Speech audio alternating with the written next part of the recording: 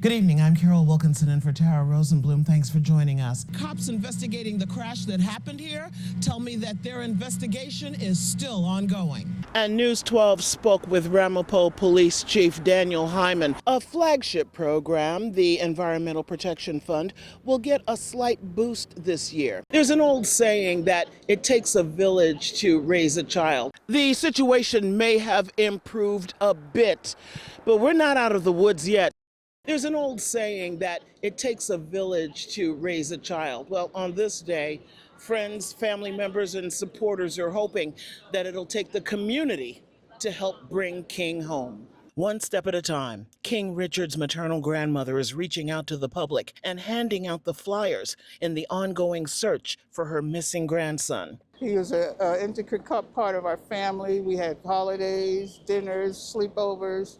And now it's just nothing. We don't know where he's at, if he's safe or anything. King Wallace, who turns 12 years old on Monday, June 15th, has been missing since March of last year. New Rochelle police say his father, Dwight Richards Sr., took him during a custodial proceeding. Shantia Thomas is Dwight Richards Sr.'s daughter. I would say to him, like, you messed up. You don't do that. You're doing more damage to my brother than good. You're harming him.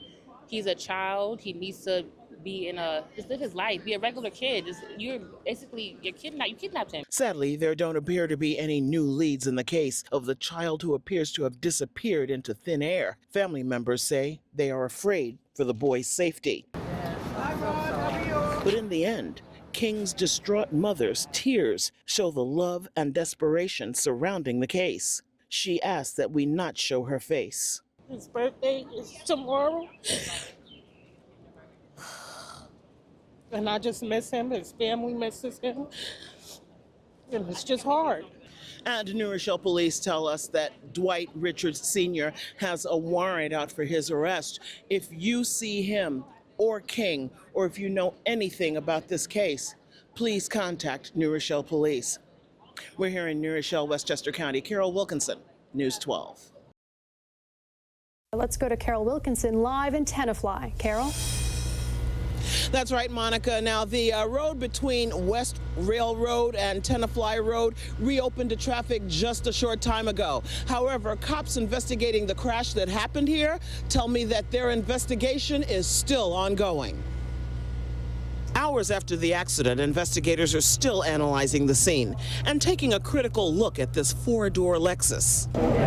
The accident happened just after 4:30 p.m. when police say the driver of the Lexus lost control of the vehicle while trying to back into a space at this CVS drugstore. 4 middle school girls sitting on the sidewalk at the time were injured, suffering cuts and bruises. It's devastating. It's kind of scary to, see these kids. They're just nice day coming out of school. It's scary. Restaurant owner Luis Correas heard the crash and rushed outside to help. I take my phone and call 911 to help because I'm shocked that I never see that happen before. Now, at last check, those 7th grade girls who were injured in the crash were all taken to the hospital. We're told that they're still hospitalized, all in stable condition. Now, the driver of the vehicle, the woman that was trying to park her vehicle in front of that CVS drugstore, we're told that she wasn't hurt. She was a little bit shaken up. Well, she was taken to the hospital as a precaution. There's no word yet on whether she will face any charges. Reporting live from Tenafly, I'm Carol Wilkinson. Back to you in the studio. Thanks, Carol. Yeah, hi everybody. We are right now in Tarrytown. We want to show you how horrific this storm, these weather conditions are. Take a look right there. That is a plow truck that is stuck in the snow here on the side of the road. You can see the driver putting his best efforts forward. He's trying to put what appears to be sand down, and he was out digging with a shovel trying to clear his tires. Now, keep in mind, these are people that do this consistently. They are used to doing this. They are used to operating in this kind of weather. But in this case, Mother Nature definitely exerting her force out here in this terrific storm. The plow truck stuck here on the side of the road in Tarrytown. Also, Thunderbolt 12 also stuck on the side of the road. My cameraman Joel is going to pan over And you can see as we venture out to show our viewers what current weather conditions look like, we are indeed stuck as well. So let this be a cautionary tale for anyone who is considering coming out in this weather. Joel, I'm going to have you pan back over to the plow truck, and you can see his wheels spinning as he tries to free himself, and he's not able to move. In the plow truck, that is indeed a public safety vehicle that comes out to plow and clear roads and highways for people to be able to pass. Look at that. His wheels spinning, and to be honest with you, when it's two of them, they're going nowhere fast right now. So let this be a visionary caution and warning to drivers. This is what you want to avoid. It's happening to us right now. Don't come out here if you don't have to be out here. I'm Carol Wilkinson. Back to you in the studio. Oh my gosh, Carol, I'm almost without words here to talk about this. Well, that's right, Rebecca. Cops have been here on the scene since about 1:30 this afternoon after answering a call about a man unconscious and not breathing. Well, his death has now been ruled suspicious, and the house you see beside me is now a crime scene. Uniformed officers and detectives coming in and out of the multi-family house at 214 South 5th Avenue. Inside, the body of a man a neighbor identified as Marty. Lewis Stevens says cops told him Marty had been beaten. He was elderly. He was 75. He was frail. And I don't know why somebody had to beat him up. I mean, you can push him over with your finger. From what I understand, it is a person that is elderly, and we are taking a hard look at this matter, especially given the timing of it. I know tomorrow at 10 a.m. we'll be having a press conference where we may be able to provide more details. Again, as Mayor Thomas just said, they are planning a news conference tomorrow at 10 a.m., hopefully to share more details. But in the meantime, you see crime scene tape roping off the house here. Also right behind me, the Westchester County Police Crime Scene Unit. Their forensics team is inside. This is an active investigation going on in what police will only describe at this point as a suspicious death. In Mount Vernon, Carol Wilkinson, News 12. Well, that's right, Scott. The rally broke up just a little while ago, but I want to let you know that the people who were here, they represented all different parts of diversity here in Westchester. They were Muslims, African Americans, Jewish people, people from the LGBTQ community, and they gathered here at the base of the statue of Dr. Martin Luther King Jr. to speak out in one voice against hatred.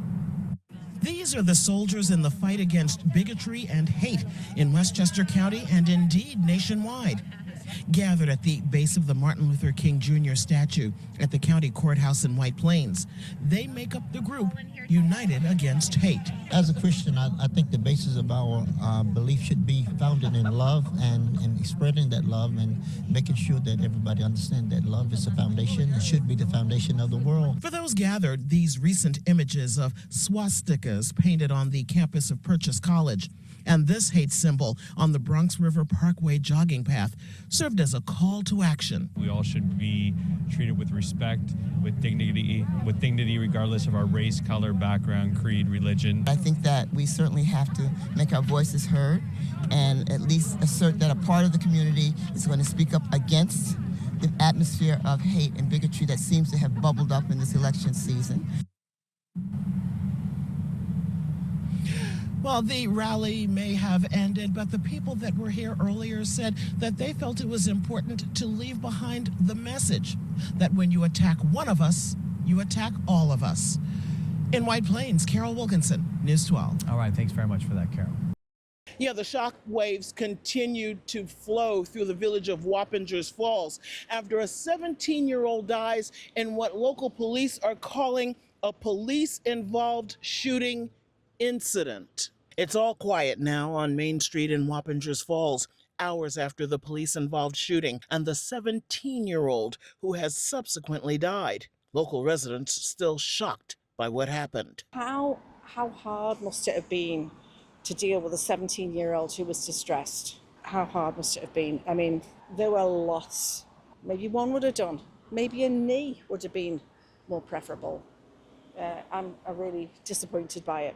According to some onlookers, there was a huge police presence in the area of East Main and Market Streets at around 1:30 Saturday morning. They also say dozens of bullet casings were on the ground following the shooting. We both saw the casings over there, and it just felt like I got here. There's the other store owner, Chubby's. He was asking like, "Oh, have you seen much? Have you seen much?" I heard there was a shooting, and it was just like all you could see were the casings, and they were just blocking it off originally. They were just turning me away as I was like coming up the corner. Like, nope, turn around, turn around. I heard it today online. I just heard that there was some like police-involved shooting, but there weren't a lot of details. This is the first time I was hearing that it was a 17-year-old. That's terrible. It's really sad. And this is still an open investigation. The Dutchess County Sheriff's Office is taking the lead with cooperation from the Wappingers Falls Police Department. We're here in Wappingers Falls, Dutchess County. Carol Wilkinson, News 12.